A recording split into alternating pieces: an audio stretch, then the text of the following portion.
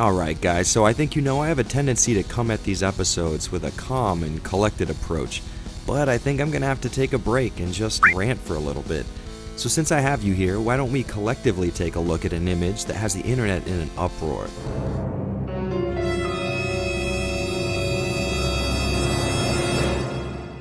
Yes people, your eyes are not deceiving you. This is Scarlett Johansson playing the role of Motoko Kusanagi in the live-action adaptation of Ghost in the Shell.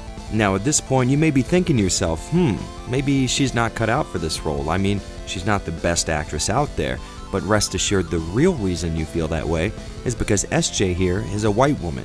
Because, of course it's about race. I mean, why wouldn't it be? Well, the internet at large has decided that this simply will not do. Major Kusanagi is a Japanese character and as such must be played by a Japanese actress. Now, taking into account the almost non-existence of talented Japanese actresses who not only speak fluent English, but also work here in America, let's take a look at the source material and see if there's any real validity behind these claims, and not just a huge smoke plume of racial prejudice cooked up by idiots who think white people aren't allowed to wear dreadlocks. This is Motoko Kusanagi, a member of Japan's Public Security Section 9 and one kick-ass cybernetic human. So why don't we look at her appearance in the Ghost in the Shell manga, movie, and animated series. Now let's make a side-by-side comparison with other Japanese women chosen completely at random and in no way representative of any secret obsessions of mine. So anyways, if we're going off a plainly aesthetic position, the casting of a non-Japanese woman to portray the Major isn't exactly uncommon. Kusanagi has never really looked Japanese, and for that matter neither does the majority of Section 9. So it seems like having a woman who doesn't look Asian responding to the name Kusanagi isn't the mind-blowing world ender that the social justice mob would have you believe it is. But since I'm such a good sport, let's assume we're not going by how the character looked in the past. Let's judge the Major solely on how she's written. And if we do that, we'll see Kusanagi doesn't really look like this, or at least she didn't used to. The Major is just a personality that's living in a cyborg body. Is it an insane stretch to think that she would have transferred her consciousness into a Caucasian shell to complete an operation overseas?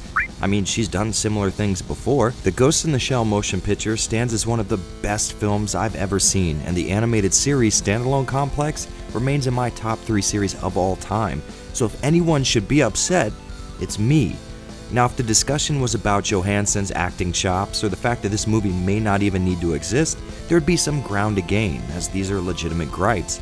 But even with all this, we're not really touching on the most important issue to be found here. No, there's something way more sinister at work here. A red-hot poker seated squarely in the ass of any Ghost in the Shell fan.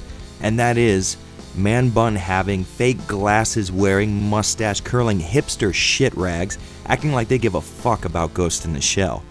Yeah, you're gonna have to excuse me, Sammy Social Justice, that I don't care about someone ruining your love for a series you found out about 48 hours ago. This has all just been a trend for Tumblr and Reddit to ride, and not for 1 second is anyone buying this lifetime fan bullshit these assholes are spewing.